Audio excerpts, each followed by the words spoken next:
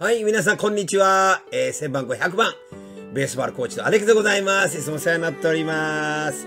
いや、これちょっと見ていただければとわかるんですけれども、人生ってなんてわかんないもんだね。いつの間にかこの方、ジョン・ポール・マック・アイザック。彼がなんとすごいもう、リペアマンなんですね。コンピューターのリペアマンなんでございまして、まさかこのスキャンダルに巻き込まれるとは本人も思ってなかったんですね。でも実はね、巻き込まれて、今大変なことになっております。ここにも書いてありますけど、脅迫を受けたり、それから脅迫でインティミデーションですね。それから嫌がらせ、ハラスメントね。それからですね、脅威。これですね、脅威、トレット。これを受けてもう本当にかわいそうにね、コンピューター、ジョー・バイデンの息子のハンター・バイデンのね、コンピューターを預かって、全然取りに来ないんで、まあ、やっぱり修理した時にいろいろ見てみたら大変なものが入ってまして、もうとにかく弁護士を呼んで、それに話をして、で、まあ、もう非常にね、もう嫌がらせでもう店もしまって今もう逃げ回っております。ですから、やっとですね、初めてこのテレビに、インタビューに出たんですけれども、まあ、たまたま映像がいただきましたので、ちょっと見ていただきたいと思っております。本当にね、わからないもんで、人生というのはね、わからないもんで、何が飛んでくるかわかんない。雨降ってくるのはわかるんですけど、まさかコンピューターを降ってくると思わなかった。それでさらにすごいことがあったというのもね、まあ、ということで、見ていただきたいと思っております。はい、よろしくどうぞ。Sir, thank you for being with us. Thank you.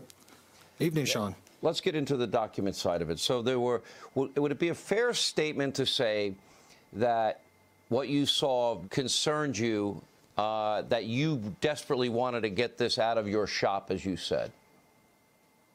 Correct. So on both fronts there, I just want to make a thing.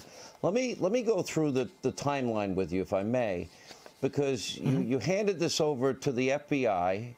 They finally took possession of it December 9th, 2019. Tell us what happened.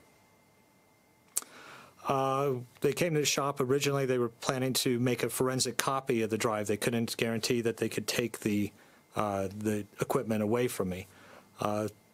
So when they showed up and they handed me a subpoena requesting the drive, the paperwork, and the laptop, I was overjoyed that they were going to basically meet my demands, if you will. I wanted it out of my shop, and I wanted some kind of paper trail, some level of protection from the FBI.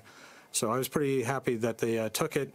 A couple of things happened during that exchange. A couple of things were said that kind of, again, threw up some red flags with the FBI, just how they wanted me to handle it if should come looking for it, how to contact them, how to stall whoever's looking for it so they could make arrangements to have the equipment returned to me. It did kind of,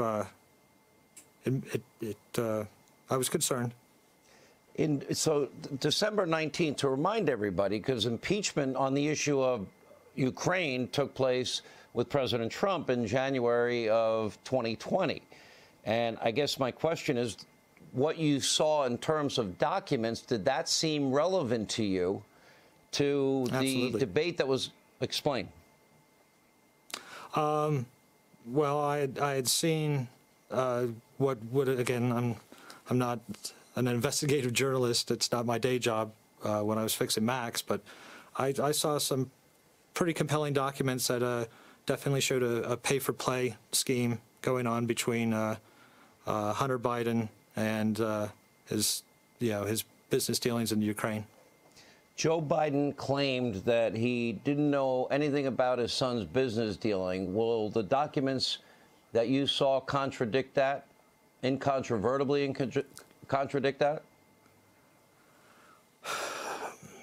Yeah, I think there was a lot of coordination. I saw a couple emails coming directly out of the White House to members of Burisma staff that, including the vice president's schedule, any discussions that were going on about Ukraine and policies with Ukraine were being sent directly to Vadim, who's the #2 at Burisma. Knowing what you know that was on it, knowing that you followed the proper chain of command, knowing that you were glad to finally get it out of your possession, but yet it was the smartest thing you ever did, handing it over for your own benefit and safety. And you wondered, why was it not admitted as evidence at impeachment? Now, is the evidence that compelling, that it was that relevant? I assume my interpretation is that you saw a flagrant double standard existed. Am I right in my interpretation?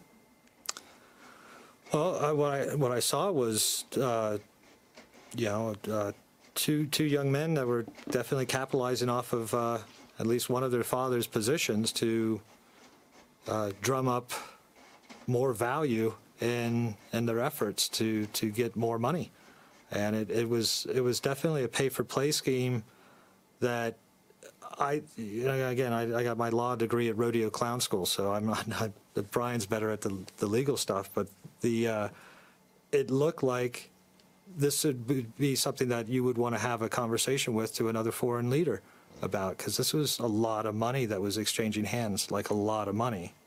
Mm-hmm. And you, sir, you still have a copy of the hard drive, is that correct? Correct. Would you be willing to share it with me? I would love to. I'd have to talk to my attorney about that. You'll take it under consideration? Yeah, I have a very good attorney, and he's there to protect me for myself. Well, I'm getting harassed a lot less since I had to disconnect the phone and the email server. The business has been closed since November 2nd. For my safety, I had to get out of town about that time. I just didn't know. The hostility in my area was getting to the point where I didn't want to incite any anger. So I thought it was best that I just close the business and then get out of town.